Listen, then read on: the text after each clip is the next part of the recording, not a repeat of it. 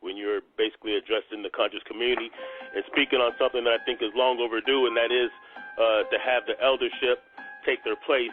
And for those who represent this conscious community, this Black Power movement should be able to fall in line with the elders. And coming from somebody like yourself, who has been a very powerful force in this movement, has been a big voice in this movement, that only makes it that much more powerful. And a lot of people have been, knowing that you're coming on the show, urging me or nudging me to at least bring this up during this topic of conversation, because that is something I think that we all need, and we've all been thinking this, even if we haven't been saying this. Well, I think that the Black consciousness community in the United States is at a crossroads. And if we're at a crossroads, the entire international Black consciousness community is at a crossroads, because most Black folks in other countries within their conscious communities, they take their lead from us. We're the example. We set the blueprint. And so I think that if we do not get very serious about what we claim to be doing, ultimately our people are going to end up tuning us out for something else, or they're going to end up going back to the church. See, the central contradiction of Black consciousness is that we claim that in order to solve our problems, we have to get our people out of the church. We have to disconnect them from mainstream religion. Well, the Black consciousness movement itself is metamorphosizing into another world religion. I mean, when you look at the structure of the church, the Black conscious community is pretty much operating in that same vein. I mean, what does a preacher do? He talks and collect money. What do the lecturers do? They talk and collect money. The preacher really doesn't do anything above and beyond run his mouth. And that's probably true for 95% of all the speakers in the conscious community too. They don't. Most of them are not involved in any sort of serious undertaking, no sort of serious mission or movement. They might belong to an organization, but is that organization necessarily being progressive or not? So I think the exact same things that we criticize mainstream Christian pastors, we're guilty of as a collective as well. So how do you call the kettle black? How do you call the kettle black when you yourself are also a black kettle? And so I think that Black consciousness has to take a long look in the mirror. One of the biggest differences between Black consciousness today and Black consciousness in the 20th century was 20th century Black consciousness was activism based. You might not agree with Dr. King, you might not agree with Malcolm, you might not agree with Medgar, you might not have agreed with Huey P. Newton, okay, but guess what? You might not agree with Stokely Carmichael or H. Rap Brown. You might not agree with the philosophies, but you still had to support them because they were activists. They did things. They were not just about talking. You didn't just see them running around espousing or intellectually masturbating on different issues. After they got off that stage, they were about feeding the people, clothing the people, teaching the children. They were about more than rhetoric. And today's Black consciousness community is stuck in quicksand because all we are about is rhetoric and information. And you want to know why I throw words like Hotep facts around? You want to know why I can go against some of these cats with these fancy names and all this Hotepery that's going on, this bullshit? You want to act like I'm the one that lost consciousness because I'll do that? No. You guys made Hotep a dirty word. Y'all took something that was holy and good and righteous, and you turned it into something that's mockery now. Let's keep it real. Y'all made consciousness and conscious community a dirty word to the general public. You made us wearing our garbs and our symbols and our names and titles. You made that a mockery to the people.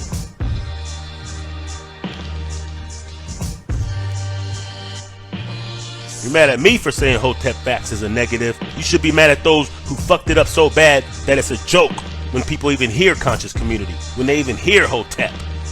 Now it's a joke. Something that used to be powerful is now a joke. And you don't understand that that's counterintelligence, the way some of y'all are operating, that is undermining the principles of black nationalism and of our actual spirituality and traditions. Y'all made that shit bad. You're mad at me for bringing that up and showing you that. Because y'all ain't ready for the truth. You don't want the truth. What you want is somebody to agree with your bullshit. That's what you really want. You don't want the truth, man. Because you don't dig for the truth. You don't respect those who show you the truth. You respect those who will confirm what you already fucking believe. You don't even research for truth. You research in a way that will bring up the results that you want to see, that agree with you. When I have these intellectual sparring on social media, very rarely will somebody actually listen and respond.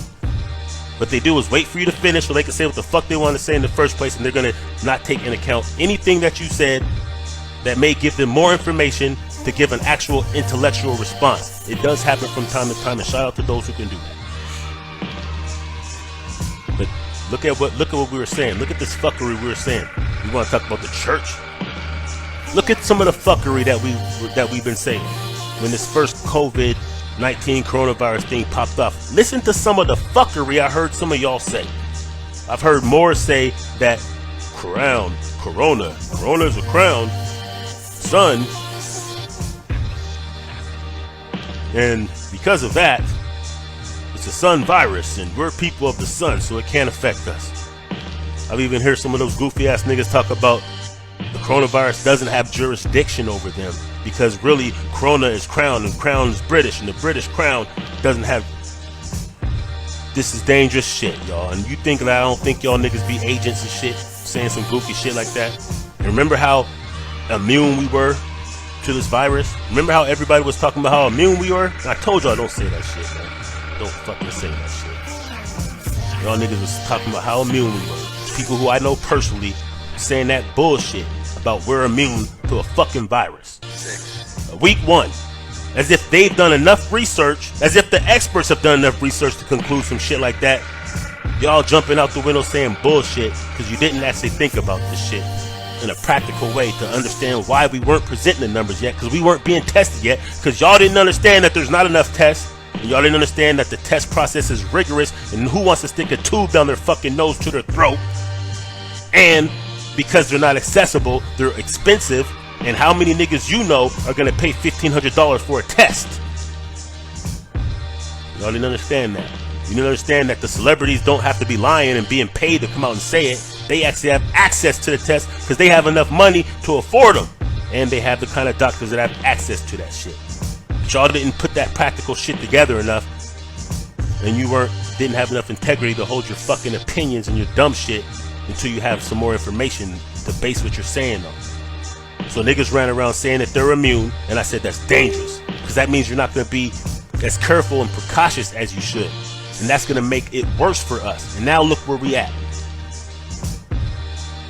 Now we're the ones that disproportionately suffering. Why couldn't you have made the calculation that that would probably be more likely, seeing that we don't have as good access to health care? And then the same ones who said that they knew that this was a government, they created this. If you thought they created it, then don't you think they're going to target us if you know about population control? I'm not saying that that's what happened, but I'm saying if you believe that, if you really believe that, you would have been more cautious, knowing that likely if they did create it, and if it is a population control from Bill Gates, then who do you think the target of that is going to be? And now we're dying at a disproportionate rate, and them same ass goofy, dumb ass, extra conscious, dumb retards that used to ride the little bus and be in special ed, literally, some of y'all.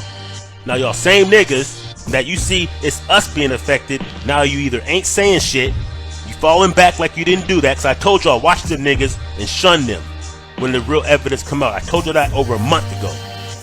And now these same Negroes are either silent, hiding, because they don't have the integrity to say, yo, I was wrong, whoop-de-whoop, or they're doubling down on it because they don't have the integrity to say, oh shit. So they'll now double down and say, oh, we don't believe those numbers.